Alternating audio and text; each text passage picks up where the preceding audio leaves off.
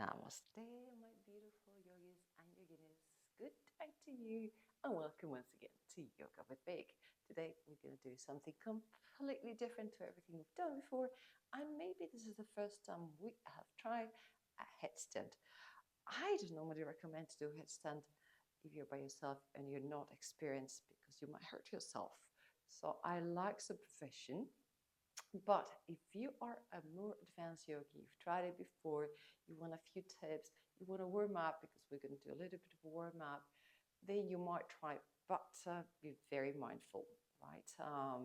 Don't just go crazy and, I'm going to just try that. So always a little bit of caution when it comes to headstand, because especially the part of the neck can be quite critical. So if you've got a neck injury, a head, something around this area, shoulders, I would not advise to do it, definitely. And especially not without supervision. So just very, very mindful. If something you've been trying and you want a few tips and you're quite familiar with, go ahead. But always be careful, because it's a bit of a delicate position, and especially it can hurt your neck, or if you fall over, you can hurt more. So always have a wall if you're not familiar with it. And I would always say warm up a little bit, because you need a lot of core strength. So unless you do have core strength by default, let's get that thing started. First of all, let's relax a little bit the shoulders, so just roll and get mentally ready. Visualize yourself upside down. I think that's a very, very important part, because a lot of headstand has to do with mental, not being able to overcome our fears. Just keep your shoulders back and then roll forwards, because we're afraid of falling. So sometimes that's why having a wall helps, not hurts, because it gives us confidence. And just coming out of a wall, it might be difficult. Okay, let's stretch the neck. So let's bring the right ear to the right shoulder, and make sure the neck is not totally cramped. And then roll it, very heavy, heavy weight of the head to the other side, to the left shoulders, and keep the shoulders away from the ears. And let's roll back and forth very slowly, just feeling that stretch of the neck. And you will do that also after doing the headstand, to make sure that that neck is flexible and there's no cramping, there's no tension. Well, normally you don't get cramps, but you can get strains, you can get small things. Neck is the most delicate part of the spine, is the cervical spine, the most mobile. Keep moving slowly at your own pace. So we have to be super careful. And it's the one that normally gets more injuries. Well, after the lumbar, with the lumbar spine too, because we tend to carry a lot of stuff. But yeah, cervical is the most delicate. Okay, maybe you want to grab your palm and just put it either in your temple, maybe on the back of the skull. And if there's any place that you feel there's a bit of tension, just mildly give it a little bit of a stretch to make sure we don't carry already that tension. And stay there as long as you need, just to release that tension. And release, but be very mindful, very soft. It's your body at the end of the day. And then check the other side, where you saw, where you felt there was something like, that could need an extra push. And sometimes like, okay, all of them, all the ankles need an extra push. Well, choose, or just spend some time stretching your neck. Okay, look right and left, and right and left.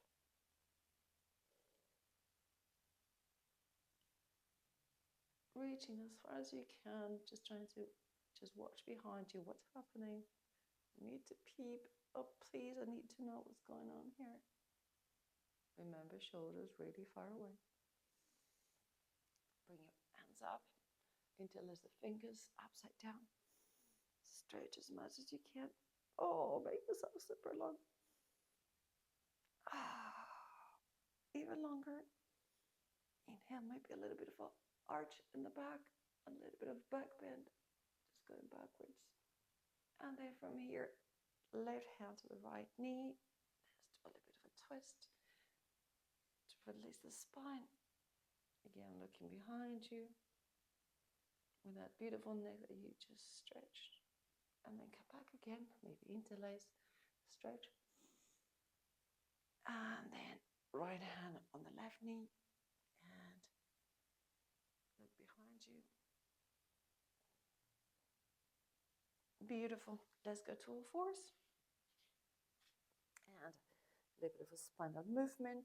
So cats and cows, dropping the belly, looking ahead. And the tailbone comes up. And exhale. And I want you to really focus on the navel going to the spine when you exhale.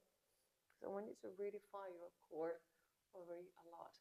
So when you exhale, arching the back, the belly button comes to the spine. You really suck the air and get it out of the belly. And suck the belly more than the air. And separate the shoulder blades. And you look between your pubic bones. Well, there's only one pubic bone between your thigh. Your pubic bone. So looking through the arch of your legs.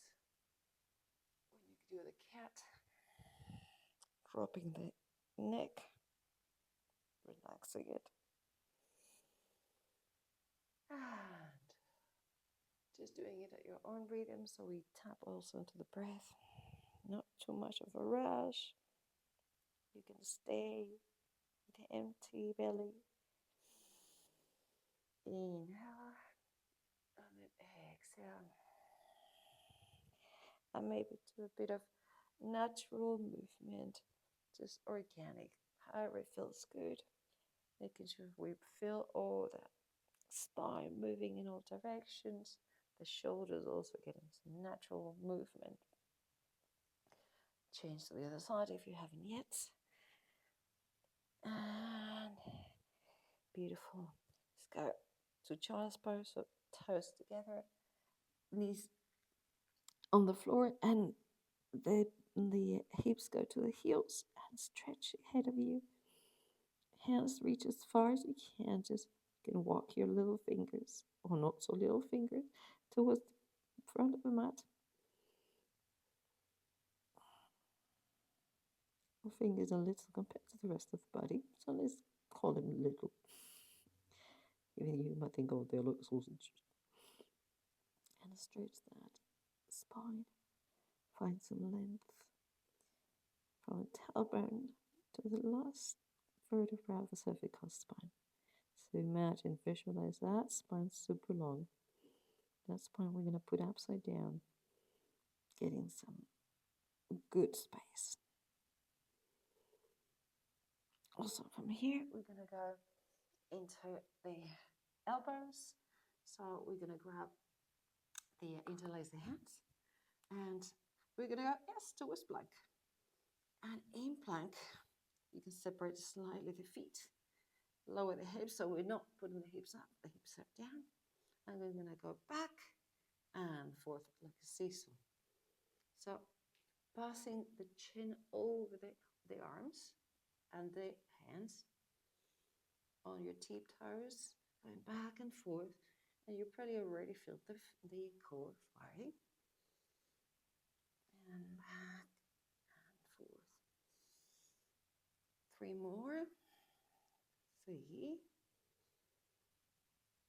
2, 1, and give yourself a tiny rest. Sphinx pose, hands parallel, arms parallel. Give yourself a little bit of a stretch. Also feel the vertebra stretching, separating. Push the flesh of your forearms back and separate. And let's get together again. You can also be in the plank with the hands parallel. I like putting it together, and then that prepares us for later. But it's up to you. You can be also with parallel hands. So let's go back to plank, and then right leg goes to the right, left leg goes to the left, and then come together again. And right opens, left opens, right closes, left closes. We can change. Left opens, right opens, left closes, right closes, right, left, right, left, left opens, right closes and closes. We can keep changing, or you can keep doing the same. It doesn't matter. I just do it so that you are a bit more challenged mentally, and you have to be more concentrated. But it doesn't really matter. Left, right, left, right, right, left, right, left, or more. Left, right, left, right, right, left. One more. Left, right, left, right. Okay. Oh, again, a stretch.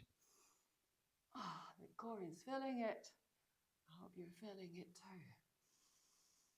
Beautiful. Okay, let's go down. Hands next to the ribs, tuck the toes, and push yourself.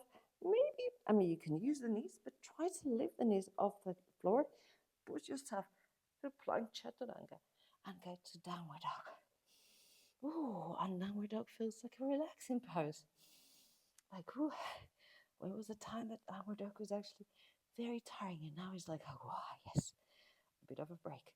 So remember, hands very strong. So the indexes are looking ahead, and open the fingers as much as you can. Very strong hands, very strong arms, pushing yourself away from the mat. And pedal the feet. Hide the heels between the second and the third toes.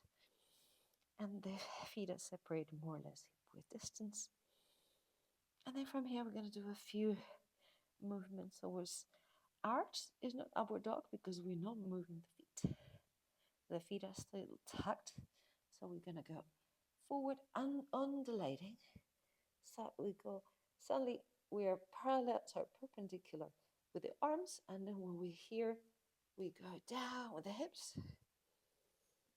And we don't touch the ground. We float. We look ahead.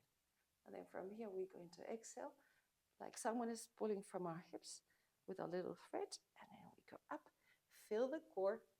That's what we're doing this for. And then slowly we go backwards. Exhale, let it all go. Inhale all the way. Floating the hips above the mat. And then exhale from the navel. Feet on the navel goes up. And focus on the navel. Right? You see now the hips are going down very slowly. Inhale, drop them. Very strong thighs, super strong arms. And now from here, someone with a thread from the table goes, and it pulls it up. And feel the core on the way up. No rushing here. We want to feel that movement. Inhale, don't touch the ground. Feel those arms. I know this is not a handstand, but we want strength. And then exhale. Inhale. All the way down without touching, so the toes are tucked. Exhale. This is where the strength comes from. And downward dog. Beautiful. And then from downward dog, we're going to go back to the elbows on the ground. And again, you can interlace the hands, the fingers. And then we are here in our dolphin. We're going to walk maybe a little tiny step closer to our feet to our hands. And what we're doing before in the plank, we're going to seesaw. So we're going to come, the chin goes over and goes to the heel. So like you sipping from a little bowl here. So we're already upside down. Strength of the shoulders. Getting used to being with the head below. So getting familiar with inversion. And strengthening the movement of the shoulders. And of course, still working with the core. Focus on that. 2 more. front, pause, and come back. And the last one. And come back. Beautiful. Awesome. Hands on the ground. Let's go to downward dog again. Stretch the arms. And again, it feels like, oh, what a relief. Beautiful. And we're ready, because this is not a long class. So at least you need a little bit of warm up before we go. Okay, we're going to have to interlace the fingers. This is going to be a little hard for our head. So hands separated like we were before, railroad tracks. Then we put them together, interlace the fingers, and we do this kind of a little triangle here. From here, we're going to put the top of the head, the top of the skull on the ground, and we're going to nest the back of our skull in the hands, holding it tightly. This is very important. So you've got the right piece on the ground. So you've got the top of the skull. From here, we're going to go like to our dolphin. And here we are. And check how we're doing here. You think, oh, this is already enough. You can rise one hand. One hand, no, one leg. Right leg up. How does this feel? Come down. One leg up again. So the left one. How does it feel? Super strong legs. I want it to really engage the thighs. And then come down. And if at this point you're already uncomfortable with the neck, don't go any further. Keep raising one leg up to the other and put them really, really strong. Feel the core already engaging, even though not full engaging, everything. Okay, then from here we're going to try bringing the legs as close to the chest as you can. This is the starting point. Then from here, raise one of the legs just a little bit and check. From here, maybe you can raise it up. How does it feel? We're testing here. How does it feel to be upside down? Okay, bring it down again to 90 degrees. And then from here, this is the key part. Try to bring both together. Just here, I'm halfway. This is it. This is a great start. This is already amazing. And then when you feel stable, bring one up. Just one. Stay there. Find the balance. Strengthen the legs, the core. And then maybe you go for the second one. And there you are. Very strong legs. Very strong core. Really make them super, super strong. And keep holding your head. And then stay there as long as you want. And then you can go slowly down. You can go 90 degrees. And boom. Or however it works. Awesome. Just a bit of a child's pose.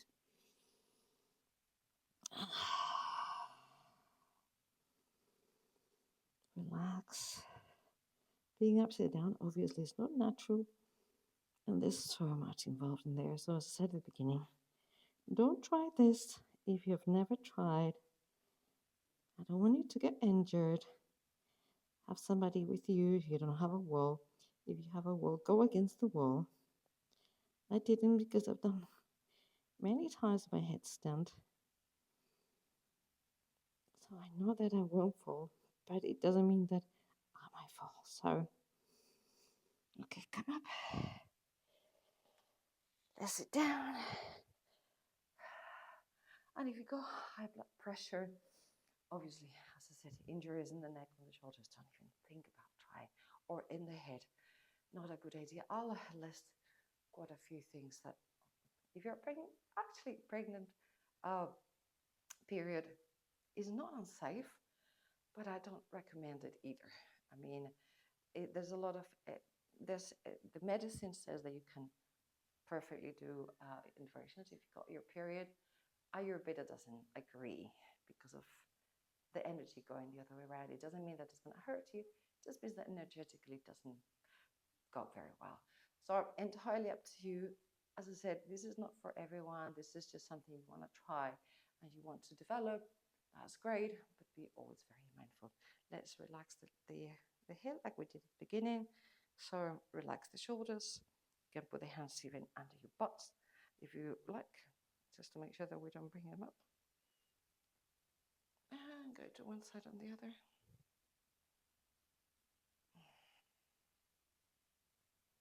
Make sure we really stretch that neck because there was a lot of tension.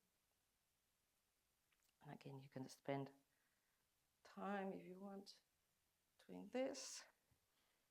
Maybe cup your hands either forward, sideways. If there's a place that you felt that there was a bit of tension, whatever works. But make sure there's no more tension in the neck. And just make yourself maybe a few rolls back and forth, as we did at the beginning. If there's any little thing that might bother you, inhale. Exhale. Inhale. Look up. Hands maybe together. Exhale.